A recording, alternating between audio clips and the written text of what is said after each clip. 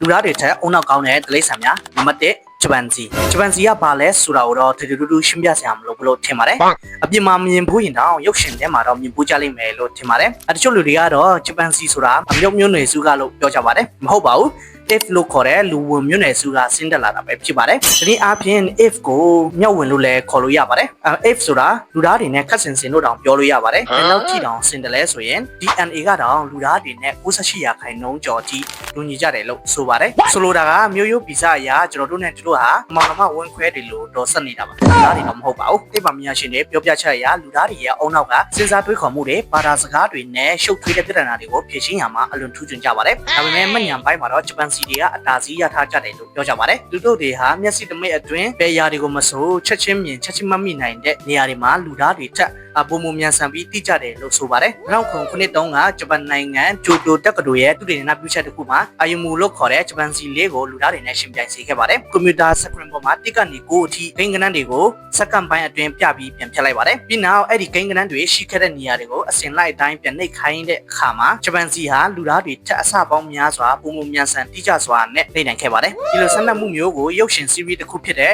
Rise of the Planet of the Apes မှာလည်းမြင်တွေ့နိုင်ပါတယ်မျက်ဝန်းတွေညံရီဘလောက်ကောင်းလဲဆိုတာကိုအဲ့ဒီရုပ်ရှင်ကြည့်ပူကြတဲ့လူတွေတော့ပိုပြီးမြင်သာကြလိမ့်မယ်လို့ထင်ပါတယ်ဒါတော့ပါပဲနံပါတ်1ဝေလာငါးနဲ့လင်းပိုင်များတက်တော်ဝါတွေကတော့ယင်းနေနှုတ်တက်တော်ဝါတွေထဲမှာလူသားတွေနဲ့အရင်ကြီးဆုံးဖြစ်အောင်တာမကသူတို့ရဲ့အုံနောက်ဖွဲ့စည်းပုံကပါလူသားတွေနဲ့ရင်မောင်တန်းနိုင်တဲ့တက်တော်ဝါတွေဆိုလဲပြောလို့ရပါတယ်အုံနောက်ရွယ်စားကတော့မပြောတော့ပါဘူးဖြစ်အောင်နဲ့တင်ပေးဟာပိုကြည့်တယ်လဲဆိုတာကိုတန်းသိနေပါတယ်ဝေလာငါးနဲ့လင်းပိုင်တို့ရဲ့အုံနောက်ထဲမှာ Limbic System လို့ခေါ်တဲ့စိတ်ခံစားမှုကိုထိန်းချုပ်ပေးတဲ့အပိုင်းပါဝင်နေတယ်လို့ဆိုပါတယ်ဒီစနစ်ဟာလူသားတွေမှာထက်သူတို့မှာကပုံမှုဖွံ့ဖြိုးပြီးချိတ်ဆက်မှုအားကောင်းတယ်လို့လည်းသိရပါတယ်။ဒါကြောင့်သိပ္ပံပညာရှင်တွေကသူတို့တွေဟာလူသားတွေထက်တောင်ပုံမှုနဲ့ရှိုင်းတဲ့လူမှုတန်ရုံးစင်တွေစာနာစိတ်တွေနဲ့ခြေခွဲဝမ်းနည်းမှုတွေကိုခံစားနိုင်စွမ်းပိုပြီးရှိကြတယ်လို့ယူဆကြပါတယ်။နောက်ပြီးတော့လူသားတွေမှာရောဝေလငါးတွေမှာရောလူမှုဆက်ဆံရေးတွေစာနာစိတ်တွေနဲ့အတိစိတ်တွေကိုထိန်းချုပ်ပေးတဲ့ spindle cell တွေရှိကြပါတယ်။ထူးခြားချက်ကတော့ဝေလငါးကြီးတွေရဲ့အုံနောက်ထဲမှာ spindle cell တွေဟာလူသားတွေထက်တောင်အဆမတန်ပုံမှုများပြားစွာပါဝင်နေတာကိုတွေ့ရှိရပါတယ်။ဒါကြောင့်သူတို့ရဲ့လူမှုရေးဉာဏ်ရည်တွေဟာ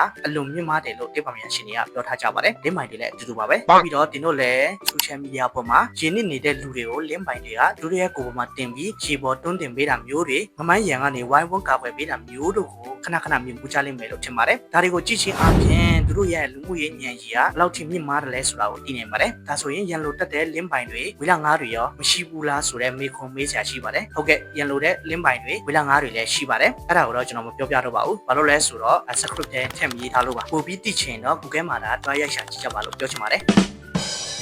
်နံပါတ်3စင်တွေဟာဘယ်တော့မှမေ့တတ်ဘူးဆိုတဲ့စကားပေါ်အတိုင်းစင်တွေရဲ့အုံနောက်ဟာအလွန်ကြီးမားပြီးမှတ်ဉာဏ်ကလည်းအမခမ်းပါပဲလို့ပြောကြပါတယ်စင်တွေရဲ့အုံနောက်ထဲမှာမှတ်ဉာဏ်နဲ့စိတ်ခံစားမှုတွေကိုထိန်းချုပ်တဲ့ hippocampus လို့ခေါ်တဲ့အစိတ်ပိုင်းဟာလူသားတွေထက်တောင်အဆပေါင်းများစွာပုံမူကြီးမားပြီးဖွံ့ဖြိုးတယ်လို့သိရပါတယ်စင်တွေရဲ့မှတ်ဉာဏ်ကဘယ်လောက်ထိကောင်းတယ်လဲဆိုရင်လွန်ခဲ့တဲ့နှစ်20တုန်းကတောက်ခဲ့တဲ့ရေတွင်းရဲ့ဒီနေရာကိုတော့မမိနေတယ်လို့ဆိုပါတယ်ကျွန်တော်တို့လူသားတွေကတော့နှစ်20မပြောနဲ့နေ့တိုင်းသုံးနေရတဲ့ Facebook password ကိုတော့ခက်ခက်မိနေလို့ forget password ကိုပဲတွတ်နေကြရပါတယ်ပြီးတော့သူတို့ကိုရံမှုခဲ့ဖူးတဲ့လူသားတွေဒါမှမဟုတ်ရင်တိရစ္ဆာန်တွေကိုလည်းနှစ်ပေါင်းများစွာကြာတဲ့အထိမမေ့ပဲမမိနေတယ်လို့သူတို့ကိုကူညီပေးခဲ့ဖူးတဲ့လူတွေကိုလည်းရတတ်ပံမမိနေတတ်ကြတယ်လို့ဆိုပါတယ်နောက်ပြီးတော့စင်တွေဟာအညိုကြီးတယ်လို့စာနာစိတ်တွေဝမ်းနည်းပူဆွေးတတ်တဲ့စိတ်တွေကလည်းအင်မတန်ကြီးမားတယ်လို့သိရပါတယ်သူတို့ရဲ့မိသားစုဝင်စင်တကောင်တည်ဆုံးသွားတဲ့အခါမှာလူသားတွေလိုပဲတည်ဆုံးသွားတဲ့စင်ဘေးနားမှာဝိုင်းအုပ်ပြီးဝမ်းနည်းပူဆွေးတတ်ကြပါတယ်စာနာစိတ်ကလည်းလူသားတွေထက်တောင်ပိုတယ်လို့သိရပါတယ်တခြားစင်တကောင်စိတ်ဒုက္ခရောက်နေတာနာကျင်နေတာကိုတွေ့ရင်နှမောင်းချင်းချိတ်ဆက်ပြီးနှစ်သိပ်ပေးတတ်ကြပါတယ်ဒါတွေကိုကျွန်တော်ဘယ်လိုသိလဲဆိုရင်လေ့လာထားလို့ပါ